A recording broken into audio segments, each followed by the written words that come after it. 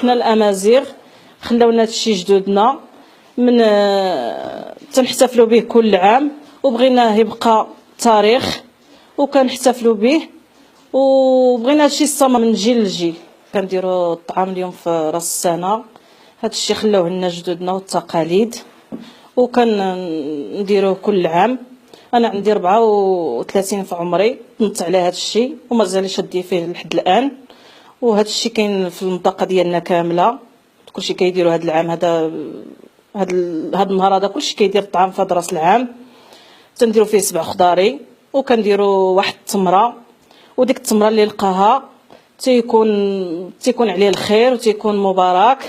كنجمعوا الشعير ديال العام اللي فات، كنيبسوه ونخبعوه باش نديروا به الطعام بحال هاد الوقت هذه ان شاء الله، وكنطلبوا من ربي يكون المنتوج بحال العام اللي داز. وكيبدا الاحتفال من مورا العصر، تنبدا نوجدوا، وكيجيو الحباب والجيران والفاميله كامله كتجمع، نتجمعوا كاملين وكنفرحوا بهذه الليله هذه. البنات ديالنا كيلبسوا ما احسن ما عندهم، وكيزينوا بالنقره وكيزينوا موزون، وفاش كيتعشاو الرجال ديالنا كنخرجوا كاملين كنلعبوا معاهم شويه وتنحتفلوا حتى حنا باش تكمل ان شاء الله بالفرحه والهنا على كل المسلمين.